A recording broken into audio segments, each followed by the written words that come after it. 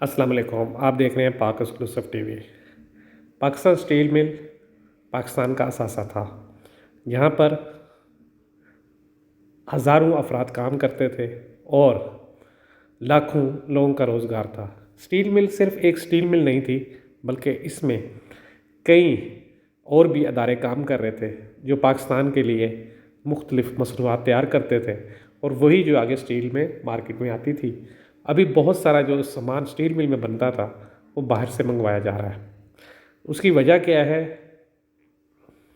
سیاسی مداخلت، بد انتظامی، یونین کی کارکردگی، ادارے کی کارکردگی، سب ملا کر اسٹیل مل اس نتیجے پہ پہنچی کہ وہ بند ہو گئی۔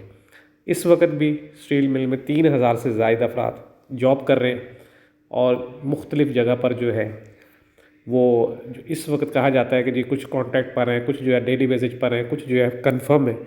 اور لیکن اس کے ساتھ ساتھ اسٹیل مل کو پرائیویٹ کرنے کے لیے صرف اسٹیل مل کی جو جگہ ہے اصل میں وہ بقایا جو اس کا پورا رقبہ ہے، باقی جو چیزیں ہیں وہ ویسے ہی چلتی رہیں گی۔ تو اس کے لیے چین کی مختلف کمپنیاں جو ہیں وہ سرمایہ کاری کرنے کے لیے تیار ہیں، اور اسٹیل مل کو حکومت فروخت بھی کر رہی ہے۔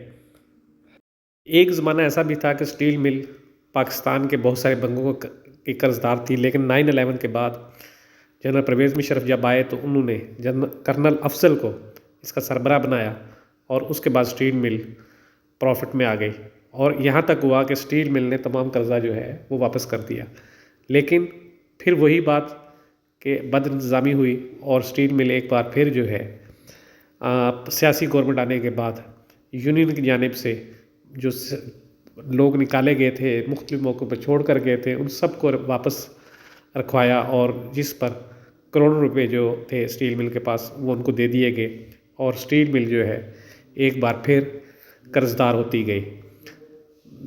اس کے علاوہ ایسے افراد زیادہ آ گئے جو کام کے بجائے چوری چکاری پر یقین رکھتے تھے، اور اسٹیل مل میں آئے روز بڑی بڑی چوریاں ہونے لگیں۔ اس وقت بھی FIA کے پاس 10 ارب کی چوری کا کیس چل رہا ہے۔ مختلف کمیٹیاں سینٹ کی، قومی اسمبلی کی وزٹ بھی کرتی ہیں، اور اس بات پہ بھی لگی ہوئی ہیں کہ اسٹیل مل کو بحال کیا جائے۔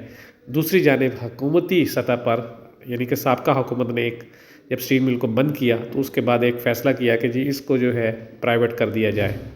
اس پر بھی کام تیزی سے جاری ہے، مختلف جو ہے کمیٹیاں اس پر بھی کام کر رہی ہیں۔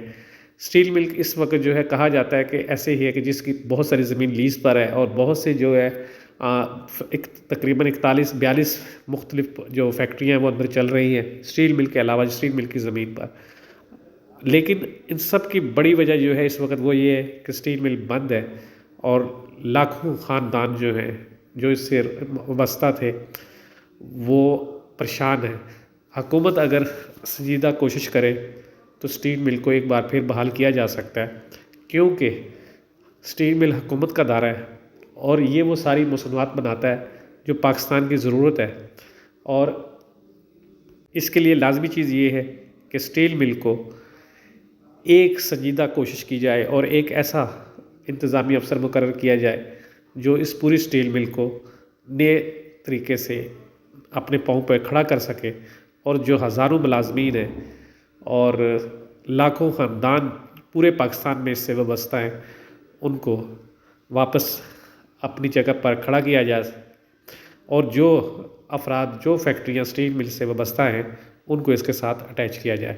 اسی طرح جو FIA میں کیس چل رہا ہے اس میں جس شخص کا نام ہے اس کو سیٹ سے ہٹایا جائے، اور ان کے خلاف کارروائی ہو، اور پوچھا جائے کہ اسٹیل مل کہ جو آئے روز چوریاں ہوتی ہیں، ڈکیتیاں ہوتی ہیں، اس کا ذمہ دار کون ہے۔ آپ دیکھ سکتے ہیں کہ یہ اسٹیل مل جو کبھی یہاں پر ہزاروں ملازمین کام کرتے تھے، ابھی ایک جنگل کا منظر پیش کر رہی ہے، اور اس کی بڑی وجوہات بد انتظامی ہے۔ آپ دیکھ رہے تھے پاک ایکسکلوسیو ٹی وی۔ اگر آپ نے میرے چینل کو سبسکرائب نہیں کیا ضرور کریں۔ یہ ایکسکلوسیو ویڈیو آپ دیکھ سکتے ہیں اسٹیل مل کے اندر کی ہے۔ کوشش کروں گا کہ اس سے بہتر آپ کے لیے ویڈیو بناؤں۔ چینل کو سبسکرائب کریں۔ ویڈیو دیکھنے کا شکریہ۔ اللہ حافظ۔ اگر اس حوالے سے کوئی آپ کی تجویز ہو تو ضرور بتائیے گا۔ ویڈیو دیکھنے کا شکریہ۔ اللہ حافظ۔